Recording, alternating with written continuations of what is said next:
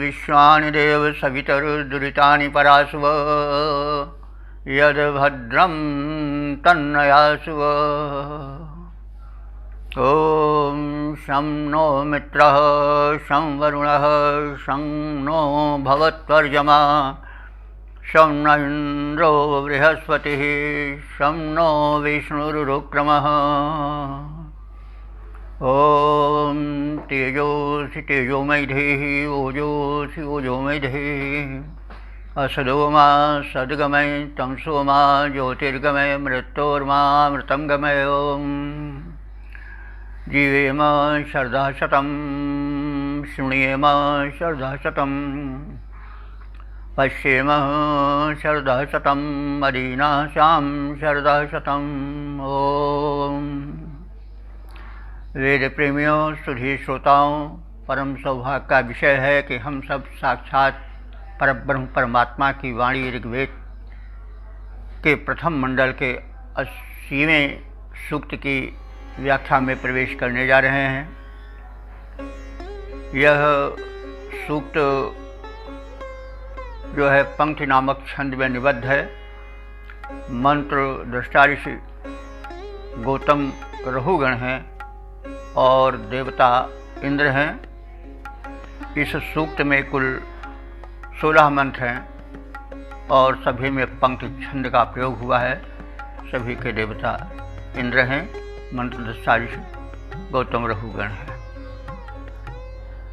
अब हम वर्ण विषय को देखें। शीर्षक इसका प्रथम मंत्र का है सोमपान से प्रसन्न इंद्र ने दुष्टों का संहार किया। तो अब सर्वप्रथम संबंधित मंत्र का पाठ हो जाए। ओम इत्था हि सोम इन्मदे ब्रह्मा चकार वर्धनम शविष्ठ वज्रन्नोजसा पृथिव्या निःशशा अहिर्मर्चन्नं स्वराज्यम। शब्दार्थ से परिचय प्राप्त करें तो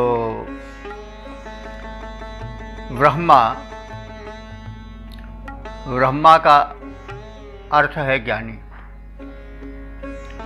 जो ज्ञान की पिटारी वेद मंत्रों को, उसके आशय को व्यापक रूप से समझ सके, वह ब्रह्मा है।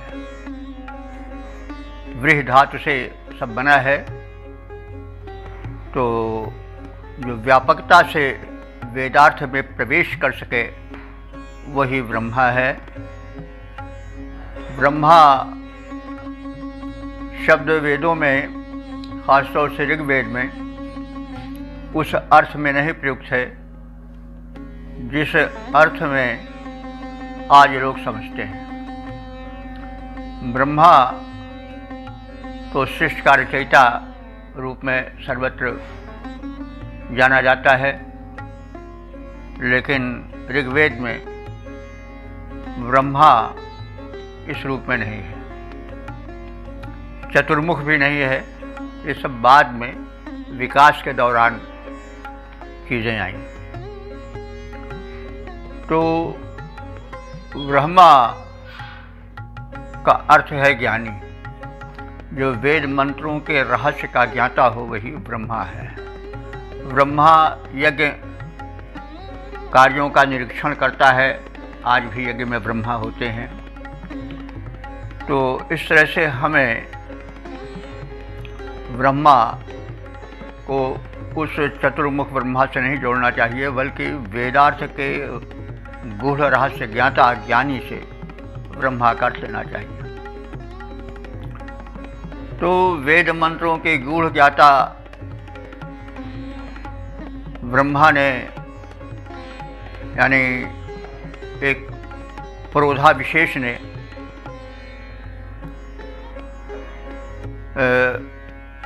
यह तथ्य उजागर किया कि सोमे मदे,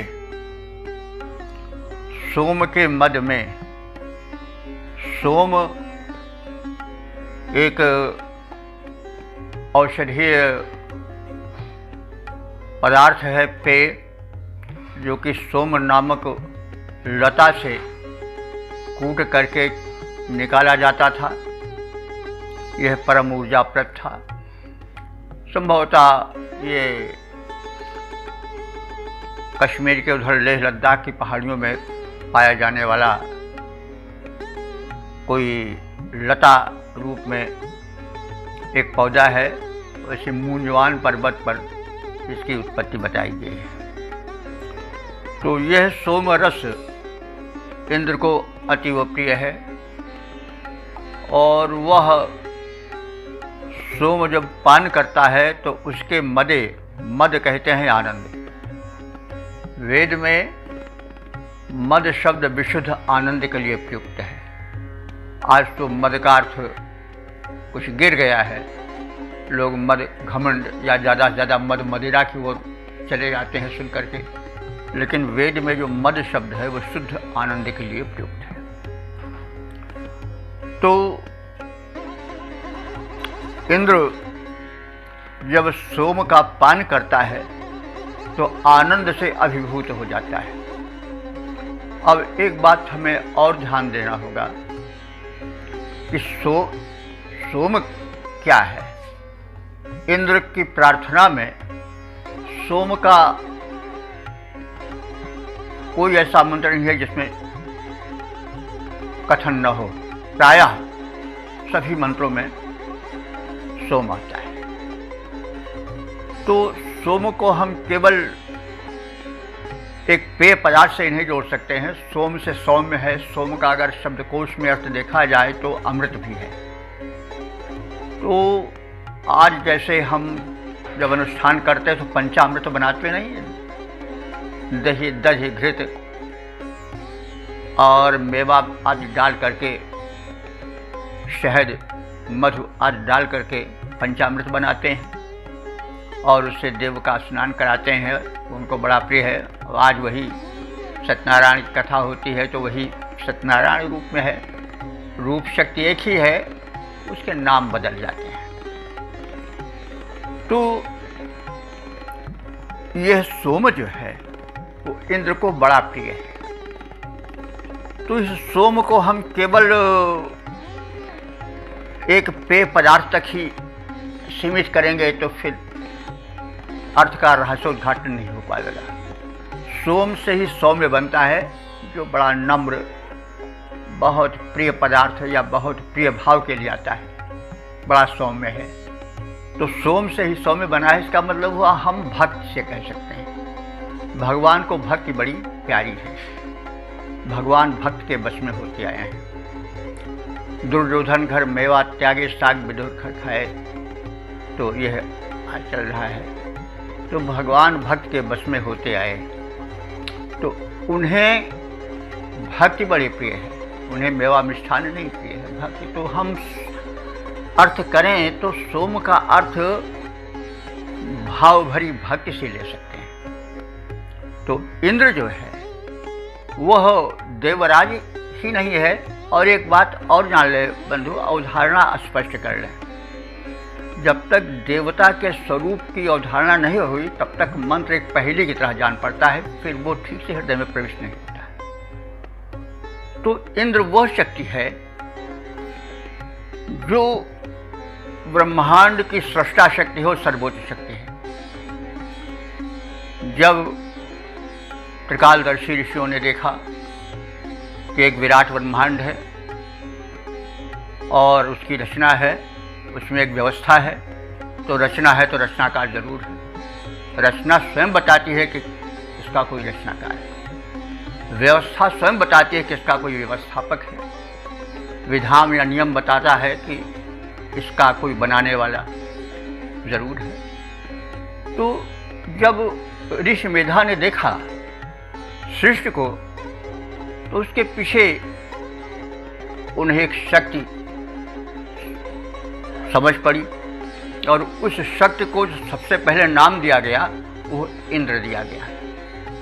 बाद में उसी को राम, कृष्ण आदि अनेक रूपों में कहा गया। शक्ति एक ही है, सूर्य एक ही है, जितनी भाषा हैं उतने नाम है, उसके अगणित नाम है, लेकिन स्वरूप में कोई अंतर नहीं था। तो ऐसे उस परब्रह्म परमात्मा की सृष्टि के रचनाकार की जो प्रथम परिकल्पना हुई ऋषि मेधा द्वारा, वो इंद्र रूप में हुई।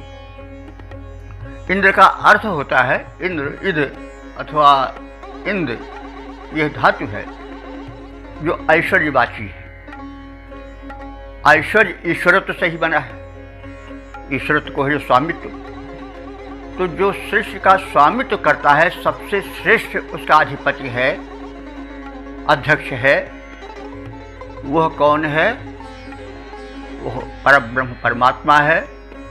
और हर वस्तु का एक नामकरण किया जाता है।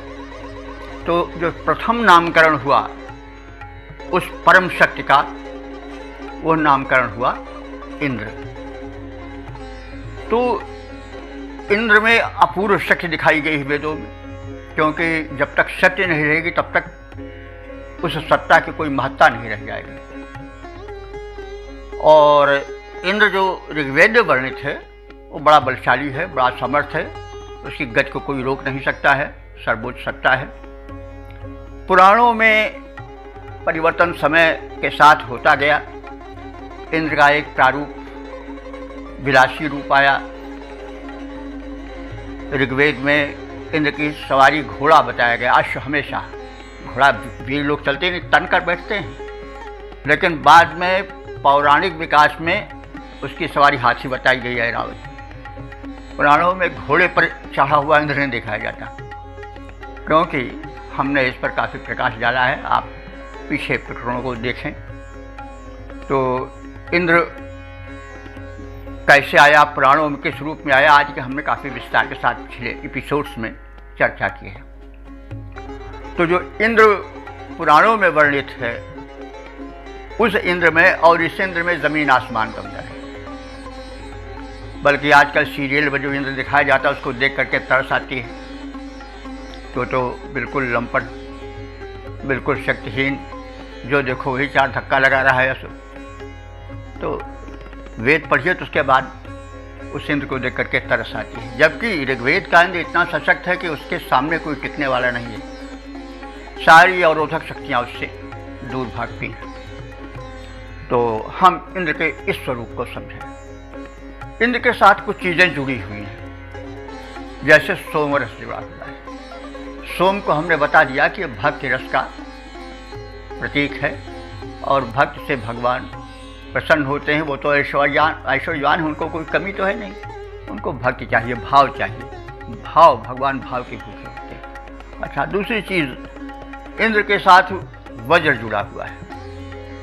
वज्र का प्रहार अचूक होता है। सामान्य रूप से हम वज्र जानते हैं, जो वज्र प्राप्त होता है, बिजली गिरती है, खैर उसके प्रहार को कोई नहीं रोक पाता है। जहाँ गिरता है वहाँ वो प्रलय मचाता चला जाता है, कोई उसको रोक नहीं पाता है। और यह प्रत्येक देवता के साथ जुड़ा हुआ है। बाद में राम को जब ईश्वर प्रदान किया गया, अरे भक्त ही भगवान बनाते हैं, भगवान सबको बनाते हैं और भगवान भक्त बनाते हैं। तो राम के हाथ में किया गया बाण, धनुष बाण। तो कहा जाता राम बाण है, राम बाण को रोकने वाला कोई नहीं। वैसे इंद्र के वज्र को रोकने वाला कोई नहीं। जब कृष्ण आए तो उनके हाथ में सुदर्शन चक्र दिया गया। जब सुदर्शन चक्र का प्रहार कोई नहीं रोक पाता था। तो वही चीज़ विकसित होती चली जाती है। तो इंद्र का वज्र, राम का बाण, राम बाण, और कृष्ण का सुदर्शन चक्र, तो ये सब अवतारों के हाथ में दिए गए। जो शक्तिमान है उसके अस्त्र होंगे। वैसे इंद्र जो है वो कोई मनुष्य या कोई हाथ पैर मुख वाला आदमी वास्तव में नहीं, वो एक शक्ति है। शक्ति का कोई हाथ पैर मुख नहीं होता है, लेकिन जब वर्णन होने लगता है किसी चीज़ का तो मानवीकरण हो जाता है, तब उसके हाथ पैर सब दिखाए जाते हैं, तो सवारी आज उसकी सब की जाती है, तो मानवीकरण है, वर्णन में होता है। ऋग्वेद एक काव्य भी है, पश्य देवस्य काव्य यौन माल्य जीर्यत। तो इंद्र एक सूक्ष्म सत्ता है, लेकिन वो अचेतन नहीं है, चेतन है, वो सब कुछ जानते हैं, लेकिन है एक निर्गुण, उसी को लोग कहते हैं निर्गुण ब्रह्म। तो इंद्र जो है वो निराकार है, लेकिन निराकार ही साकार हो जाता है, तो वर्णन क्रम में वो साकारत्व तो उसमें स्वतः आ जाता है। इस प्रकार से हम इंद्र के स्वरूप को समझें। इंद्र का एक प्रतिद्वंदी है, वो कौन है? वृत्तासुर। हर अवतार में हर शक्ति के साथ कोई प्रतिद्वंदी होता है। राम आए, राम को पर ब्रह्मत्व दिया गया, भक्तों ने दिया, तो रावण खड़ा किया गया, कृष्ण के साथ कंस खड़ा किया गया। ऐसे प्रत्येक के साथ एक खलनायक है, प्रतिनायक होता है। तो अब आप इंद्र संबंधी जब मंत्रों को या सूक्तों को पढ़ेंगे तो आप सोम पावेंगे, आप वज्र पावेंगे, आप वृत्तासुर पावेंगे। तो आप इसी रूप में जैसे कहते हम आए हैं उसी रूप में समझें, और अच्छा होगा कि सभी एपिसोड को देखते चलें। हमें बार बार इस चीज़ को यह इसलिए कहना पड़ता है कि कोई प्रेमीगण, श्रोतागण हो सकता है न देखने का समय पाए हो या किसी कारण न देख सके हैं, तो वो नई बात तो पहेली ऐसी दिखाई पड़ेगी। ऐसे अगर मंत्र को सीधे पढ़ते जा समझ पड़ा कोई पहेली है, तो जब तक पहेली का अर्थ नहीं स्पष्ट होता तब तक पहेली में आनंद नहीं आता है। तो सूक्ष्म रूप से मंत्र वेद मंत्र प्रस्तुत किए गए, लेकिन उसका अर्थ बड़ा व्यापक है। तो कहने का मतलब अब हमें प्रतीकों पर ध्यान देकर चलना पड़ेगा। इंद्र को सोम प्रिय है। वो सोम क्या है? सौम्य भाव से भक्त भाव भरा जो है वो प्रेम है, वही सोम है। जो वृत्त है वही उसका अवरोधी शक्ति प्रतिद्वंदी है, और जो वज्र है वही उसका मुख्य प्रहारक अस्त्र है, जिससे वो दुष्टों का दमन करता है। तो ये वर्णन करने स्वाभाविक हो जाता है। जब मनुष्य भाव जगत में आता है, वर्णन में आता है, तो निराकार में साकारात्व आ जाता है। तो यह एक वर्णन की पद्धति होती है, पर्सोनिफिकेशन या मानवीकरण उसका हो जाता है। वैसे इंद्र एक सूक्ष्म शक्ति है। ऋग्वेद में जब प्रसंग आवेगा तो हम उसे ही बतावेंगे कि देखिए यह मंत्र बता रहा है कि इंद्र सूक्ष्म है। अच्छा, अब आगे चलें, हम अर्थ जगत में शब्दार्थ में प्रवेश करें। तो जब भक्तों ने सोम प्रस्तुत किया इंद्र के समक्ष, तो मद माने आनंद, तो उस आनंद में इंद्र झूम उठा और वर्धनम चकार, और उसके उत्साह और शक्ति में भक्तों ने विवर्धन किया, विकास किया, उसकी शक्ति बढ़ गई। यानी भक्त जब भगवान की प्रार्थना करता है तो भगवान अपनी शक्ति प्रदर्शित करते हैं। प्रदर्शन तभी होता है, आगे छिपी हुई है, लेकिन जब घर्षण किया जाता है तभी तो उसमें से चिंगारी निकलती है। जेब में माचिस रखे रहिए तो कुछ नहीं, लेकिन जब उसमें घर्षण कीजिए तो चिंगारी निकलती है। तो वही चीज़ है, जब प्रार्थना की जाती है तो उस शक्तिमान में शक्ति का उभार होता है। तो इसी अर्थ में समझना चाहिए। तो इंद्र के उत्साह में वर्धन हुआ जब उसने भक्त रूपी सोमरस का पान किया, और फिर परिणाम क्या हुआ कि सविष्ट माने बलवान। जैसे कई बार कहा गया, शव माने होता है बल। वेद में शव का अर्थ यहाँ तो मुर्दा दिया जाता है, लेकिन ये शव माने बल होता है। ऋग्वेद में वैदिक भाषा में शव अच्छे अर्थ में आया है। तो सविष्ठ माने बलशाली, वज्र माने वज्रधारक। ये इंद्र के विशेषण हैं कि हे इंद्र, तुम बलशाली हो, वज्रन हो, वज्रधारक हो, और जब तुमने भक्तों द्वारा प्रस्तुत भक्ति रस रूपी सोम का पान किया तो तुम्हारा बलवर्धन हुआ, उत्साह जगा, और उस उत्साहजन्य आनंद में स्वराज्यम अनुवर्चन, तुमने भक्तों के हृदय में अपने राज्य का विस्तार कर लिया, अथवा अपना स्वराज्य, अपने प्रभाव को चारों ओर विकसित किया, और ओजसा और अपने उस पराक्रम से जो कि सोमपान से उत्पन्न हुआ था, उसके द्वारा तुमने अहिम पृथिव्याह, अहिमाने होता है सांप, अहिमाने होता है बादल भी, जैसा आपने पिछले एपिसोड में सुना होगा।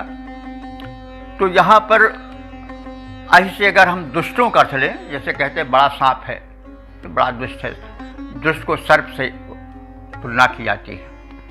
तो अहिम माने जो सर्प रूप दुष्ट थे। दुष्ट कौन थे? जो भक्तों को सत्कार करने वालों को सताते हैं, वही तो दुष्ट हैं। वो दुष्ट हैं, वो अहि हैं। जैसे सांप किसी को डस लेता है तो फिर उसकी गति क्षीण हो जाती है, उसका सत्व, उसका प्राण समाप्त हो जाता है। तो ऐसे अहिरूप दुष्टों को तुमने पृथ्व्याह माने पृथ्वी से, निःशशः माने विहीन कर दिया, उनको नष्ट कर दिया। तो हे वज्रधारिण शक्तिशाली इंद्रदेव, जब ब्रह्मनिष्ठ ज्ञानियों ने हर्षप्रद सोम का पान कराया, भक्त रस से तुमको छका दिया, तब तुम्हारा उत्साह बढ़ा। और हे बलशालिन, तुमने भक्तों के हृदय साम्राज्य पर अपना स्थान जमाया और अपने अपूर्व बल से जो अहिरूप सर्प रूप में शत्रु विराजमान थे, दुष्ट विराजमान थे, उनका तुमने विनाश कर दिया। तो ये है इस मंत्र का सामान्य शब्दार्थ और भावार्थ हुआ। इसको हम छंद रूपांतरित में देखें। वज्रधर शक्तिशाली इंद्र तेरा बल असीमित है। वज्रधार शक्तिशाली इंद्र तेरा बल असीमित है। भक्त का सोमरस पौष्टिक भक्त जन पान करते हैं। वज्रधर शक्तिशाली इंद्र तेरा बल असीमित है। भक्त का सोमरस पौष्टिक भक्त जन पान करते हैं। भक्त के सोम से छक कर मत आनंद में होकर भक्त उत्साह वर्धक कीर्ति का गुणगान करते हैं। भक्त भी भक्ति का सोमरस पान करते हैं और अपने भगवान को भी उसी का पान कराते हैं। भक्त की प्रार्थना सुनकर भगाते मार दुष्टों को। भक्त के हृदय के सम्राट बन तुम मान करते हो। सादर तुम्हें हम भक्तगण अब मनाते हैं। द्रोहियों के विनाशक हम तेरा सम्मान करते हैं।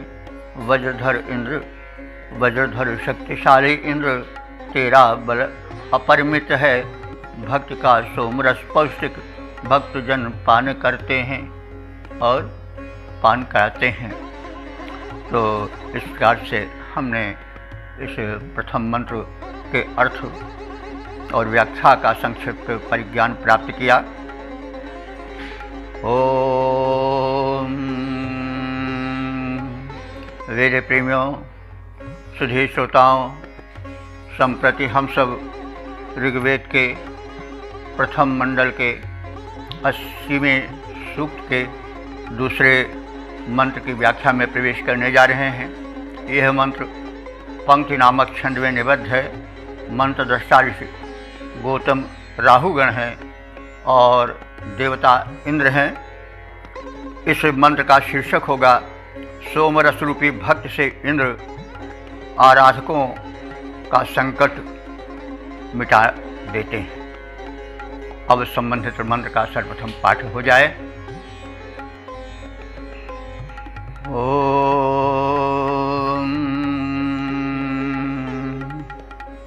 सत्वा मदः वृषा मदः सोमः शेनावृतः सुतः एनावृत्रं निरद्भ्यो जघन्थ वर्जन्नोजसार्चन्नं स्वराज्यं शब्दार्थ से परिचय प्राप्त करें। वज्रन, हे वज्रधर इंद्र, शेनः आभृतः, शेन कहते हैं बाज को। बाज पक्षी बड़ा बलवान और बड़ा वेगवान होता है।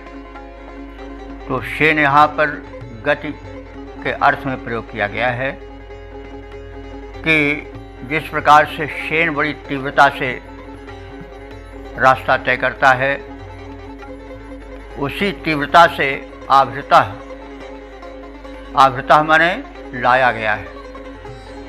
यानी शेन की गति से, बाज की तीव्र गति वाली गति से तुम्हारे पास लाया गया है। क्या लाया गया है? सोम, सोम रस, यानी शीघ्र ही कूट पीस करके, निचोड़ करके और उसे सुपेय बना करके तुम्हारे पास शेन गति से लाया गया है। यह सोम कैसा है? सुतः, निचोड़ा गया है। वृषा, वृष कहते हैं बलवान को। यह निचोड़ा हुआ सोम वृषा है और यानी बलप्रद है। और कैसा है? मदः, मदः माने आनंदप्रद है। त्वा अमदत्, त्वा माने तुमको, हे इंद्रदेव तुमको इस सोम रस ने आनंदित कर दिया है। अमदत, आनंदित कर देना। और इस आनंद में तुम स्वराज्यम अनुवर्चन, अपने राज्य में विचरण करने लगे आनंद पूर्वक। तो अब प्रश्न होता है कि इंद्र का अपना राज्य क्या है? इंद्र का तो सब कुछ उसका अपना है। जब वो जगत स्वामी है, ब्रह्मांड स्वामी है, तो सर्वस्व है। लेकिन जब भक्ति की चर्चा है तो उसका स्वराज्य होगा भक्तों का हृदय राज्य। तुमने अपने प्रेम भक्तों के हृदय राज्य में विचरण प्रारंभ कर दिया, यानी उसके भक्तों के हृदय में तुम पूर्ण रूप से व्याप्त हो गए। ओजसा, ओजसा माने ओज द्वारा, पराक्रम द्वारा तुमने वृत्तम माने वृत्तासुर को। तो यहाँ पर वृत्त का अर्थ, जब हृदय आया, स्वराज्य आया, तो वृत्त का अर्थ जो है वो घेरा डाले हुए काम क्रोध लोभादिक दंभ द्वेष ईर्ष्यादिक शत्रुओं से लेना अधिक समीचीन होगा। वृत्त माने घेरा भी होता है। तो ये जो शत्रु हैं, काम क्रोध लोभ मोह मद दंभ ईर्ष्या आदि जो शत्रु हैं, षड्रिपु हैं, इनके घेरे को तुमने जघंत माने नष्ट कर दिया। जघंत कहते हैं जघान से, माने मार डाला। मार डाला माने नष्ट कर दिया। तो जब तुम भक्तों के हृदय साम्राज्य में प्रवेश किए, तो जो वहाँ पर दुष्ट दानवीय शक्तियाँ काम क्रोध लोभ मद मोह दंभ द्वेष आदि में बैठी हुई थी, उनको तुमने जघंत मारकर भगा दिया। यानी भक्तों का हृदय जो था वो पूर्ण दोष रहित हो गया। और अद्भ्य, अद कहते हैं जल को, और उनके हृदय में भावरूपी निर्मल जल में जो स्थान जमाए हुए थे दुष्ट दानवी घेरा डाले हुए वृत्तरूप शत्रु, उनको तुमने निकाल करके बाहर कर दिया। तो इस प्रकार से भक्त के हृदय को तुमने निर्मल बनाया। और प्रथम भक्तों ने तुमको सौम्य भक्ति भाव रूपी तुम्हें अत्यंत प्रिय सोम रस के रूप में भक्ति रस का पान कराया। उससे तुम्हें आनंद आया,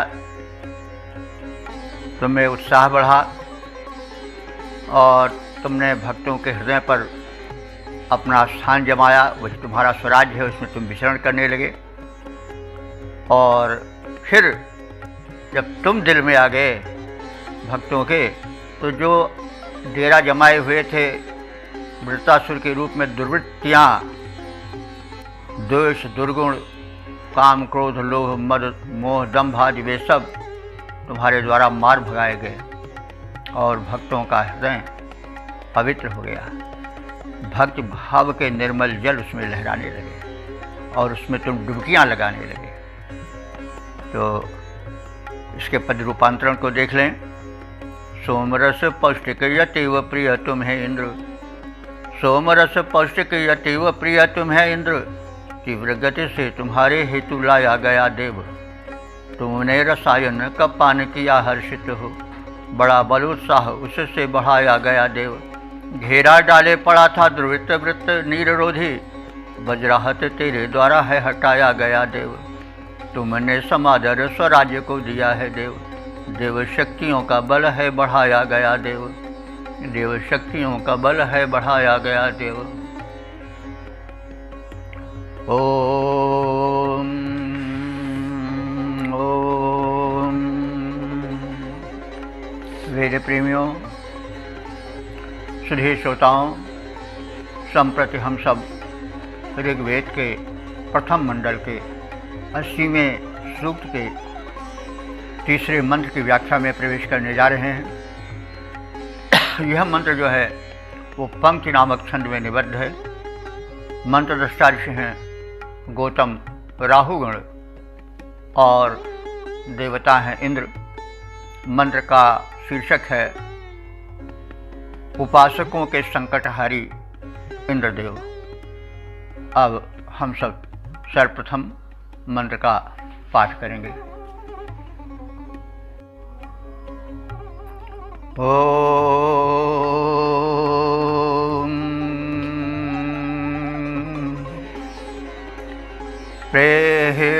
प्रेह्यभिः धृष्णुहि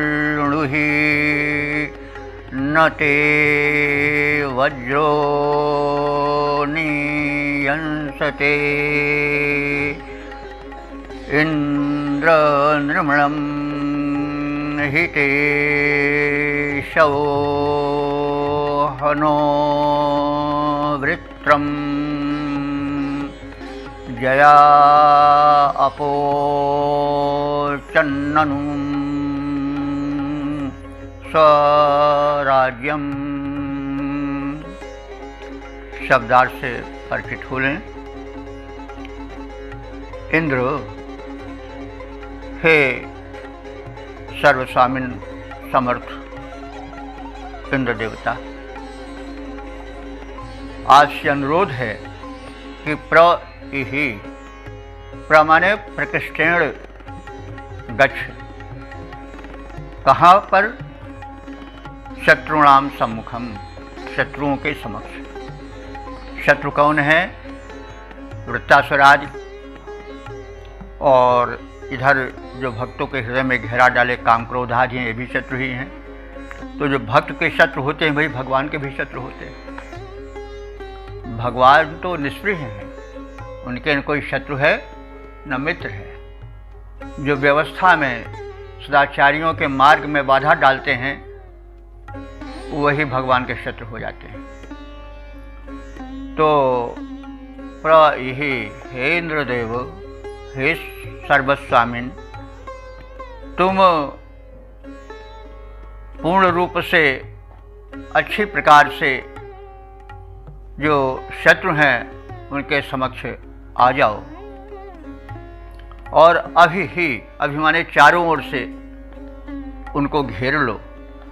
धृष्णु ही मानो उनको रगड़ दो, उनका विनाश कर दो। ते वज्रह नियंसते,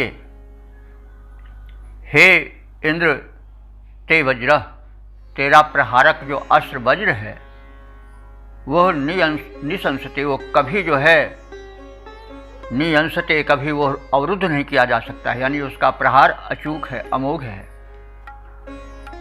इस प्रकार से तुम भक्तों के हृदय पर घेरा डाले हुए काम क्रोध लोभ द्वेष मद मोह आदि शत्रुओं को अपने वज्र से, अपने घातक अस्त्र से प्रहार करके नष्ट कर दो और उनके हृदय पर स्वराज्यम, अपने राज्य को स्थापित करो। जहाँ पर दुष्ट भावनाओं का, दुर्भावनाओं का राज्य था, वहाँ पर तुम्हारा राज्य हो जाए और तुम अपने इस राज्य में अनुवर्चन माने आनंद पूर्वक विचरण करो, प्रार्थित हो, सत्कार पाओ। वृत्रम हनः, और वृत्रम माने वृत्तासुर सामान्य रूप से प्रचलित है, लेकिन यहाँ भक्त का हृदय है तो वहाँ वृत्त का अर्थ वो बादल पर घेरा डाले वृत्त से मतलब नहीं होगा। यहाँ पर घेरा डाले जो काम क्रोध आदि शत्रु हैं उनसे आशय लेना अधिक युक्त संगत होगा। तो हे इंद्रदेव, तुम भक्त के हृदय में जो घेरा डाले पड़े हुए शत्रु हैं उनको हनः मने मार भगाओ, मार डालो। और अपह जया, जलों पर विजय प्राप्त करो, यानी हृदय के जो भाव, तरल भाव हैं उन पर तुम्हारा ही साम्राज्य हो। ते शवः निर्मलम ही, ते माने तुम्हारा, शवः माने पराक्रम, शक्ति, शव माने शक्ति होता है, निर्मलम ही, वो निर्मल माने जनहितकारी है। तो इस प्रकार से इसमें प्रार्थना की गई है कि इंद्रदेव जो हैं वो शीघ्र आवें, जो हृदय में काम क्रोध लोभ आदि शत्रु हैं उनको मार भगाएं, और उनका जो वज्र जिससे वे प्रहारित करते हैं दुष्ट शक्तियों को, वो अचूक है, वो कभी जो है रोका नहीं जा सकता है। और इस प्रकार से भक्तों के हृदय साम्राज्य पर वे अधिकार जमावें। जहाँ दुर्वृत्तियाँ अधिकार जमाए हैं वहाँ पर इंद्र देवता का अधिकार हो जाए, उस परम शक्तिमान का अधिकार हो जाए, परमात्मा का अधिकार हो जाए, पर ब्रह्म का अधिकार हो जाए। और हे देव, तुम वहाँ पर समर्चित हो, तुम्हारा स्वराज्य हमारा हृदय है और वहाँ पर सत्कृत हो। और जो वृत्त रूपी दुर्वासनाएँ हैं, घेरा डाले पड़ी हैं, उनका तुम विनाश करो। और हे इंद्रदेव, तुम हम मनुष्यों के उपासकों के हितकर हो। तो इसका हम छंदोबद्ध रूप इस प्रकार से देखेंगे। इंद्रदेव शत्रुओं के सम्मुख प्रयाण करो, इंद्रदेव शत्रुओं के सम्मुख प्रयाण करो, घेर लो भली, घेर लो सभी दिशाओं से उन्हें भली प्रकार, वज्र को संभालो शत्रु मार डालो बीन बीन, वज्र को संभालो शत्रु मार डालो बीन बीन, रोका नहीं जा सकता तेरे वज्र का प्रहार, विजयोपहार द्वारा बंदित हो राष्ट्रभूमि, रक्षित स्वराज्य में करो समृद्धि का प्रसार, वृत्रवध दुर्वृत्त का करो नीर रोध हरो, तेरा बल मानवों का करता है उपकार, तेरा बल मानवों का करता है उपकार। ओम। वेद प्रेमियों, सुधी श्रोताओं, संप्रति हम सब ऋग्वेद के प्रथम मंडल के 80वें सूक्त के चौथे मंत्र की व्याख्या में प्रवेश करने जा रहे हैं। यह मंत्र जो है वो पंक्ति नामक छंद में निबद्ध है।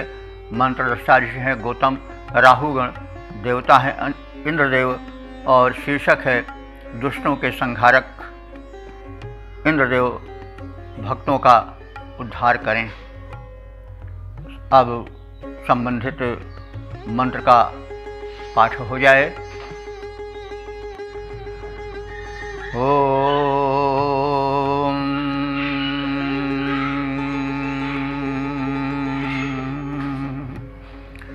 निरेन्द्र भूम्या अधिवृत्रं जघंथ निर्दिवः,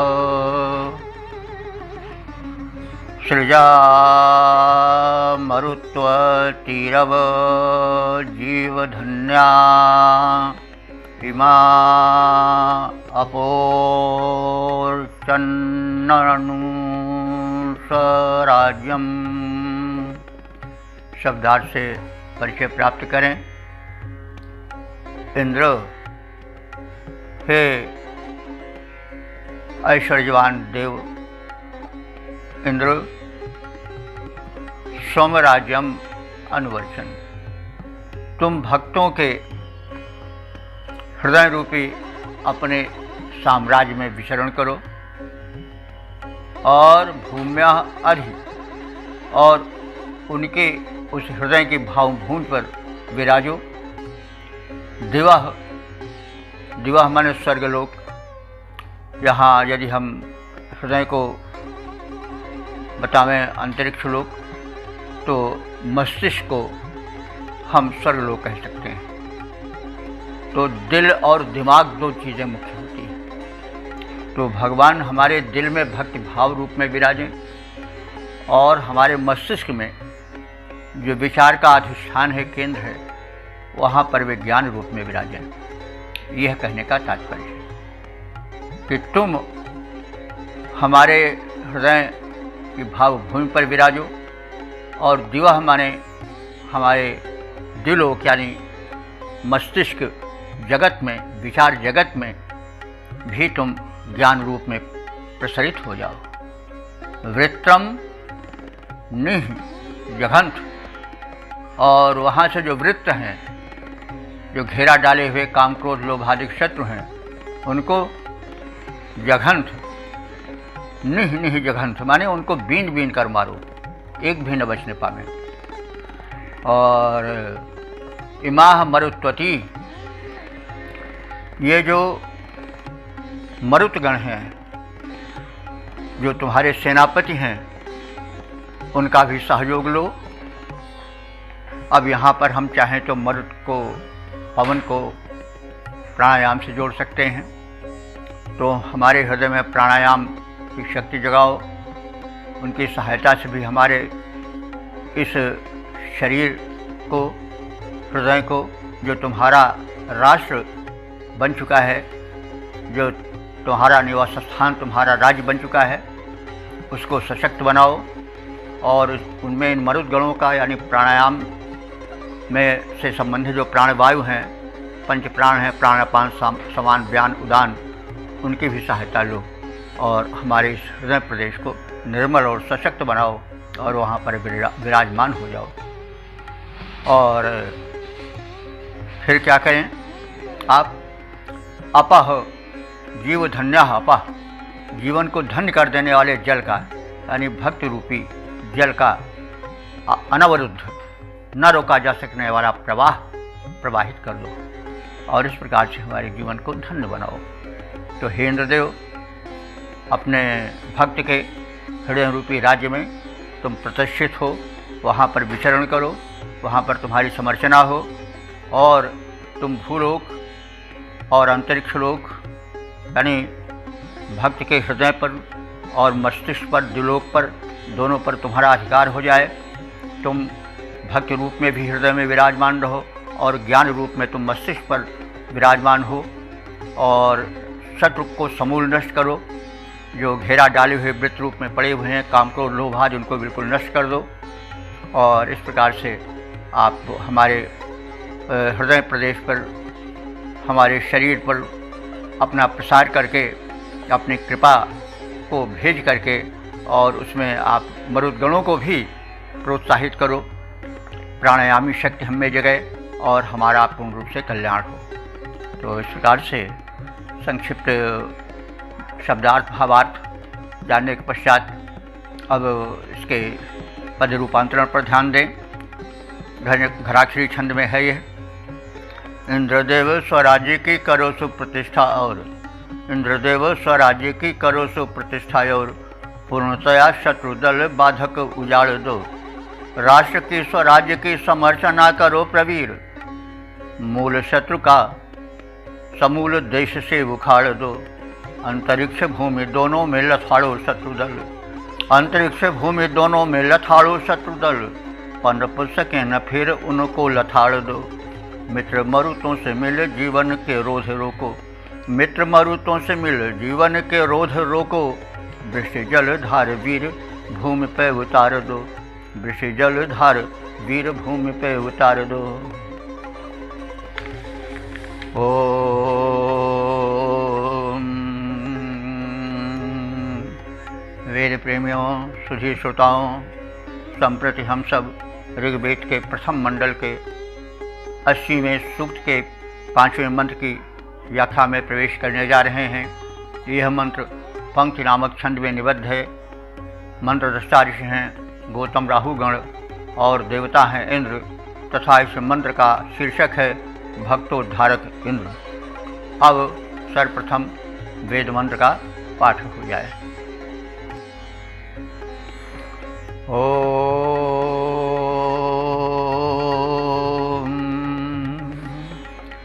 इंद्रो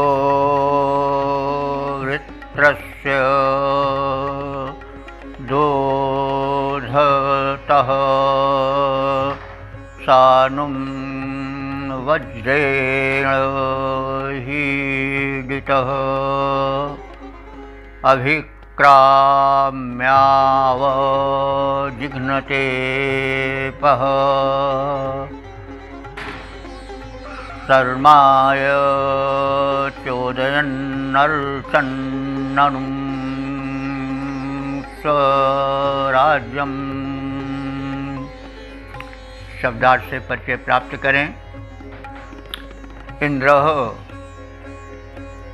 इंद्र देवता जो सर्वशक्तिमान है, सर्वस्वामीन है, वे हीडितः माने क्रोध में भरकर।